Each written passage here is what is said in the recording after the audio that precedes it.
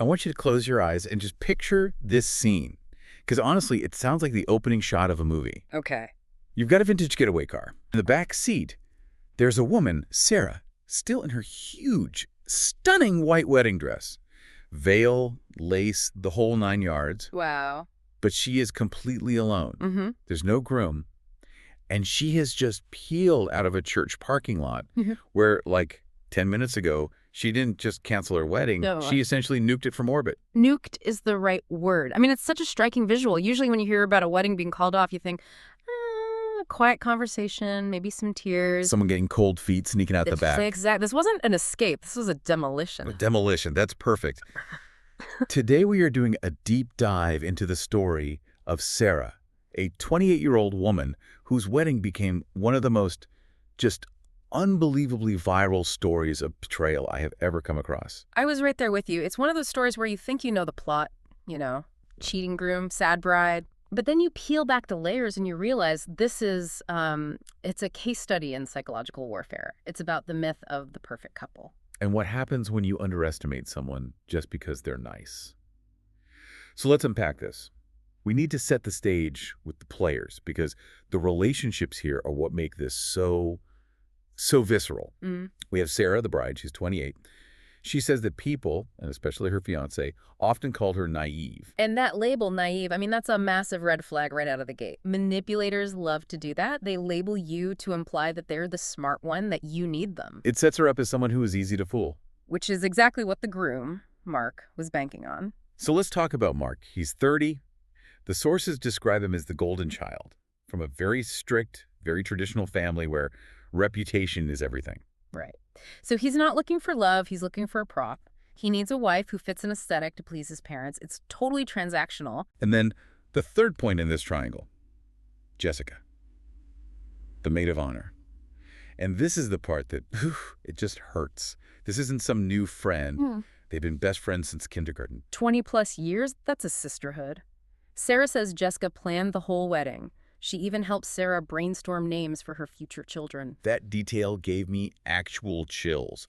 Imagine sitting there helping your best friend name her kids while you are secretly pregnant with her fiancé's child. The level of compartmentalization is terrifying. Her two closest people were living in a totally different reality. And looking back, Sarah did see signs. Yes.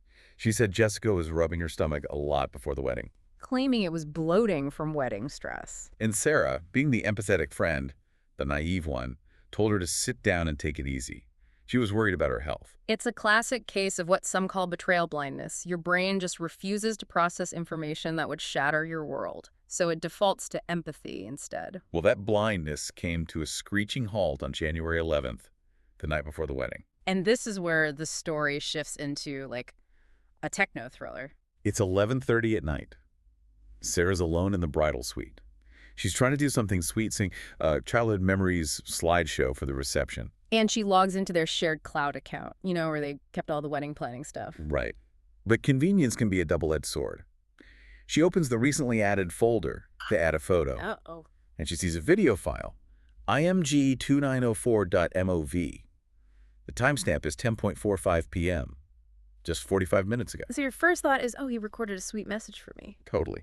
She clicks play, probably expecting something romantic. Instead, it's a dimly lit hotel room, and there are Mark and Jessica. Oh, my God. And Jessica's holding up a positive pregnancy test. And the floor just drops out from under her. But here's what's so incredible. Sarah didn't just scream. She froze. And she listened. Because the audio on that video wasn't about a simple affair. No, it was a business plan. A business plan. We have to break down this dialogue. Jessica is panicking, saying her dress is getting tight, asking, what if your mom notices? So she's terrified of Mark's mother. That tells you who holds the power. And Mark's response isn't about love, it's about strategy. He says, just hold on for 24 hours. Just 24 hours? Yeah. He says once the ring is on Sarah's finger, his parents will be happy. He'll have the perfect wife.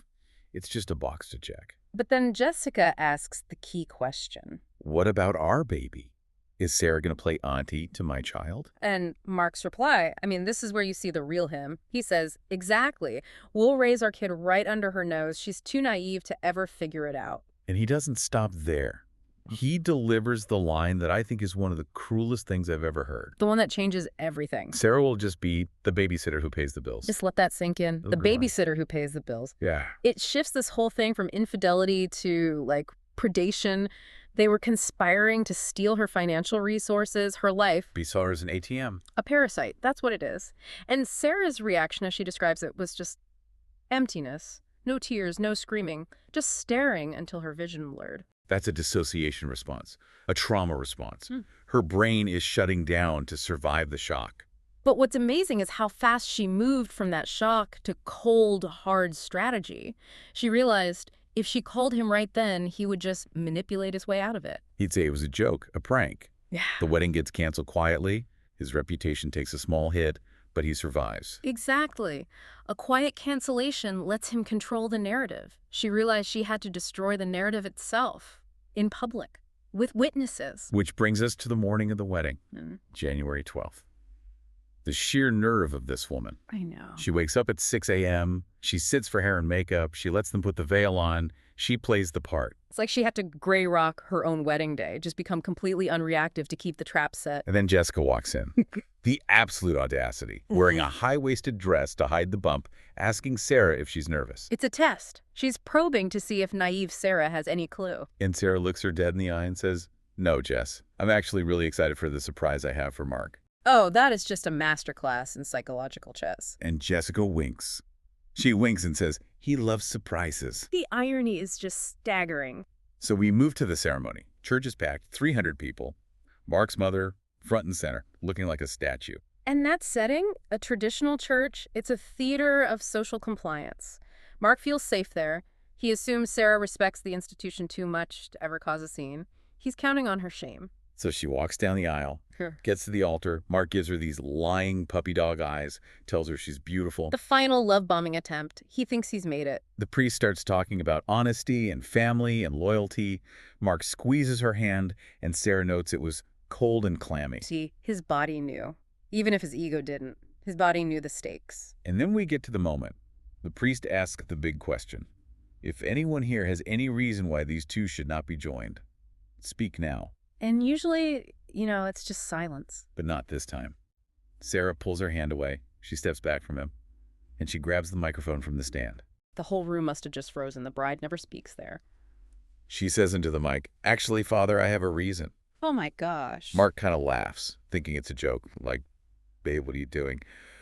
But she ignores him completely. She turns to all 300 guests, and she locks eyes with his mother. She goes right for the source of the pressure. And she announces, loud and clear, "We are expecting a baby in the wedding party, but it's not mine." Gasps must have been incredible. But she knows words aren't enough. She needs proof.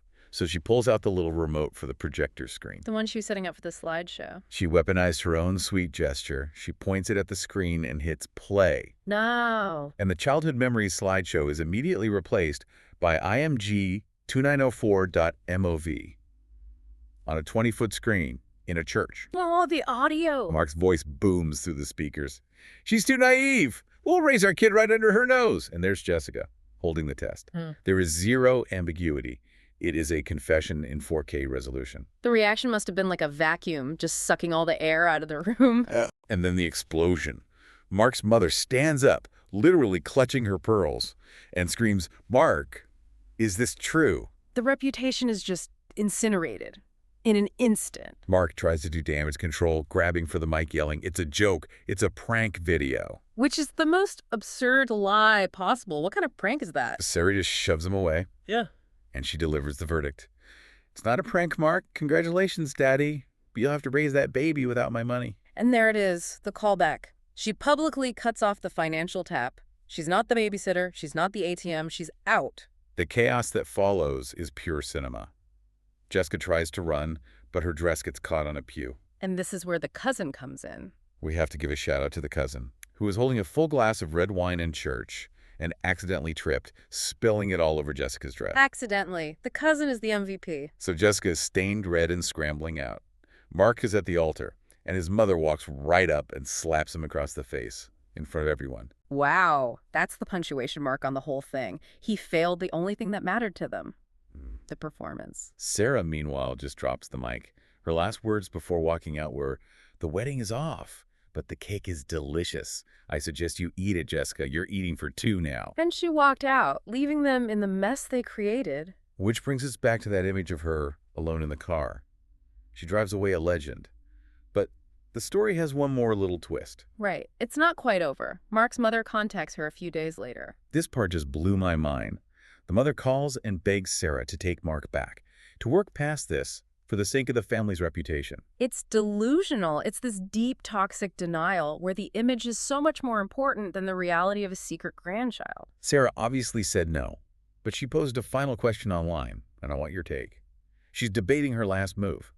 Should she block the mother's number? Or Or send a sarcastic baby shower gift? the dilemma of the victor. I mean, the healthy answer is to block them, right? Hmm. Protect your peace. End of story.